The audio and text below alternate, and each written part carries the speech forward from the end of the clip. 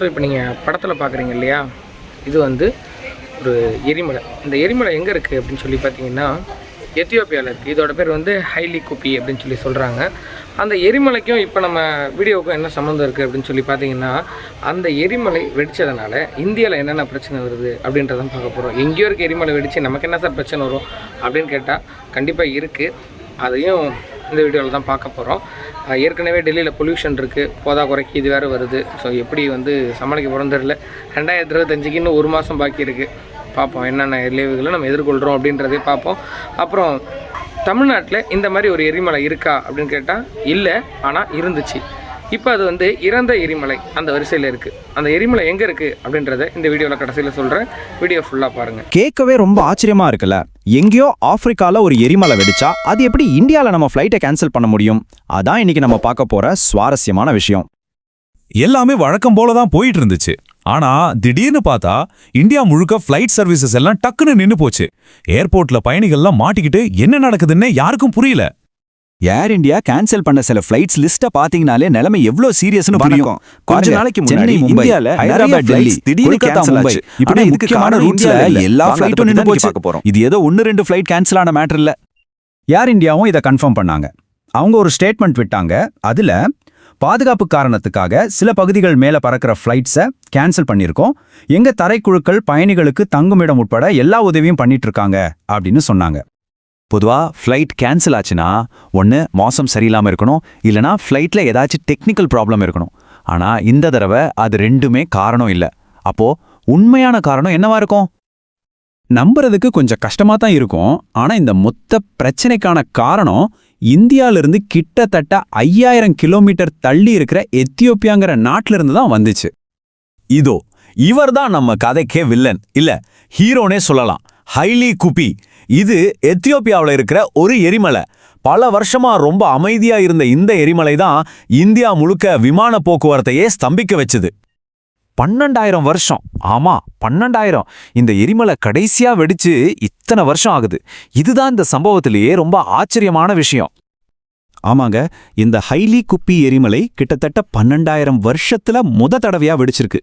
அதாவது மனுஷங்க விவசாயம் செய்ய ஆரம்பிச்ச கற்காலத்துக்கு அப்புறம் இப்பதான் இது திரும்பவும் சீறி இருக்கு. யோசிச்சு பாருங்க. சரி, 12,000 வருஷம் கழிச்சு எரிமலை வெடிச்சது ரொம்ப ஆச்சரியம்தான், ஒத்துக்கிறேன். ஆனா அது எப்படி இவ்வளோ தூரத்துல இந்தியால, அதுவும் மும்பையிலேருந்து கிளம்புற ஒரு ஃப்ளைட்டை பாதிக்க முடியும்? வாங்க அந்த கனெக்ஷன் என்னன்னு இப்ப பார்க்கலாம். எரிமலை வெடிச்சப்போ அதுல இருந்து வெளியான சாம்பல் ஒரு பெரிய மேகமா உருவாச்சு. அந்த மேகம் எத்தியோப்பியாவுல ஆரம்பிச்சு செங்கடல், ஏமன், ஓமன், பாகிஸ்தான்னு பல நாடுகளை தாண்டி கடைசியா குஜராத் வழியா இந்திய வான்வெளிக்குள்ள நுழைஞ்சது. ஒரு பெரிய உலக பயணம்னே சொல்லலாம். இது ஏதோ மெதுவா நகர்ற மேகம்னு நினைச்சிடாதீங்க. 1 மணி நேரத்துக்கு 100லிருந்து 120 கிலோமீட்டர் வேகத்துல ஒரு புயல் மாதிரி இந்தியாவை நோக்கி வந்தது. ஆனா இது வெறும் புகை இல்ல, நம்ம சாதாரணமா பார்க்குற புகை மாதிரி இல்ல. இது நவீன ஜெட் விமானங்களுக்கு இது ஒரு பயங்கரமான ஆபத்து. ஏன் இப்படி சொல்றேன்னு இப்போ விளக்குறேன். ஒரு எரிமலை சாம்பல் மேகத்துல 3 முக்கியமான ஆபத்தான விஷயங்கள் இருக்கு. ஒன்னு, ரொம்ப சின்னதா தூள் தூளாக்கப்பட்ட பாறை துகள்கள். 2வது, ரொம்ப ஷார்ப்பான எரிமலை கண்ணாடி துகள்கள். 3வது, சல்ஃபர் டை ஆக்சைடுன்னு சொல்ற ஒரு நச்சுவாயு. சாதாரண தூசிக்கும் எரிமலை சாம்பலுக்கும் என்ன வித்தியாசம்னு பாருங்க. சாதாரண தூசி ரொம்ப சாஃப்டா இருக்கும், ஆனா எரிமலை சாம்பல்ல இருக்கிற துகள்கள் ரொம்ப ஷார்ப்பானது.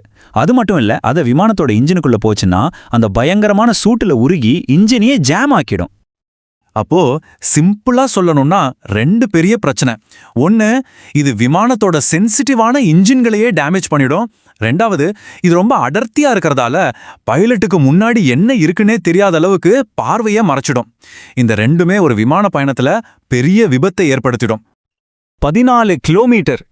இந்த நம்பர்ல தான் இந்த மொத்த புதிருக்குமான கடைசி பதில் அடங்கியிருக்கு. எரிமலை வெடிச்சப்போ இந்த சாம்பல் வளிமண்டலத்துல சுமார் 14 கிலோமீட்டர் உயரத்துக்கு மேல போயிருக்கு.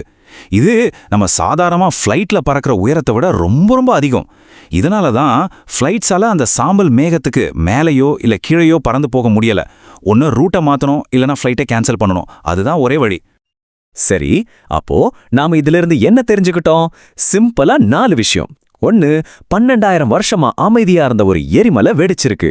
2, அதோட சாம்பல் மேகம் ஆயிரக்கணக்கான கிலோமீட்டர் பயணம் செஞ்சு இந்தியாவுக்கு வந்திருக்கு. 3 அந்த சாம்பல் ஜெட் என்ஜின்களுக்கு ரொம்ப ஆபத்தானது. அதனால தான் ஃப்ளைட்ஸ்லாம் கேன்சல் ஆச்சு. கடைசியா எங்கோ தூரத்துல நடக்கிற ஒரு விஷயம் நம்மளை எப்படி நேரடியாக பாதிக்குங்கிறது தான் இதுல இருக்கிற முக்கியமான பாடம். இந்த சம்பவம் நமக்கு ஒரு விஷயத்த ரொம்ப தெளிவா காட்டுது.